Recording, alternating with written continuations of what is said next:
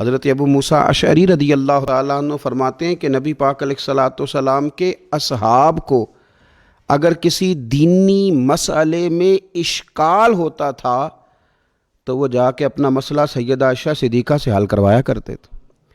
اللہ تعالیٰ نے انہیں اتنا علم عطا فرمایا تھا کہ صحابہ کرام اپنے مسائل جا کے سیدہ عائشہ صدیقہ رضی اللہ تعالیٰ عنہ سے حل کراتے۔ کیوں؟ اس لیے کہ انہوں نے دین مدینے والے رسول سے لیا تھا، انہوں نے ڈائریکٹ حضور سے دین حاصل کیا تھا، فیض یاب ہوئیں۔ حضور سے جو کچھ انہوں نے حاصل کیا انہوں نے امت میں تقسیم کیا ہزاروں کی تعداد میں۔ حضرت عائشہ صدیقہ رضی اللہ تعالیٰ عنہ کی مرویات ہمارے سامنے موجود ہیں۔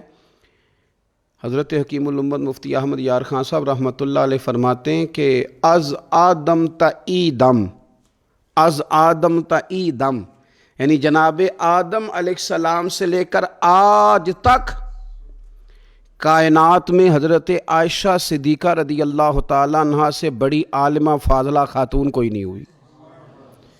انفرادی علم اللہ تعالیٰ نے انہیں عطا فرمایا، لوگ ان سے مسائل پوچھتے، لوگ ان سے بات کرتے۔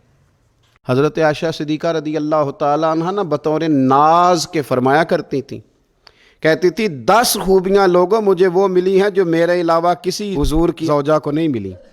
سب کی الگ الگ خصوصیات ہیں نا، سب کی الگ الگ شانیں، انفرادیت ہے۔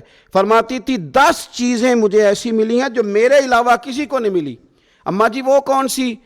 تو فرمانے لگی میرے علاوہ حضور نے کسی کنواری عورت سے نکاح نہیں کیا۔ پھر فرمانے لگی میرے علاوہ حضور کی کوئی بیوی ایسی نہیں، کوئی اہلیہ ایسی نہیں جس کا باپ بھی مہاجر ہو، جس کی ماں بھی مہاجر ہو۔ اور پھر فرمانے لگی لوگو اللہ تبارک و تعالیٰ کا کرم دیکھو، رب کریم نے میری برات اور میری پاک دامنی کا اعلان عرش سے جاری فرمایا ہے۔ عرش سے حضرت عائشہ صدیقہ کے بارے میں 18 آیتیں سورہ نور کی نازل ہوئی۔ پھر سیدہ عائشہ صدیقہ رضی اللہ تعالیٰ عنہ فرمانے لگی میں ہی وہ خاتون ہوں کہ نکاح سے پہلی ریشمی کپڑے میں لپیٹ کے حضرت جبریل میری صورت لا کے حضور کو دکھایا کرتے۔ پھر فرمانے لگی میں ہی وہ عورت ہوں، میں ہی وہ حضور کی اہلیہ ہوں کہ جس برتن سے حضور غسل کرتے تھے مجھے بھی اسی سے غسل کرنے کا شرف حاصل ہو جاتا تھا۔ پھر فرماتی ہیں لوگوں یاد رکھو میں ہی نبی پاک صلی اللہ تعالیٰ علیہ وسلم کی وہ بیوی ہوں کہ میں حضور کے سامنے سوئی رہتی تھی، حضور تہجد کی نماز پڑھتے رہتے تھے، گویا جو انوار و تجلیات تہجد کے وقت وہاں نازل ہوتے تھے مجھے بھی اس میں سے خیرات ملا کرتی تھی۔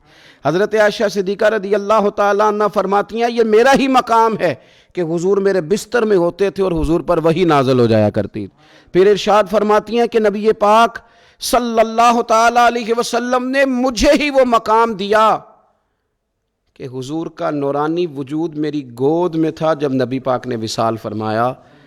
فرمانے لگی میں ہی وہ خوش نصیب ہوں کہ میری باری تھی جب میرے نبی پاک کا وصال ہوا۔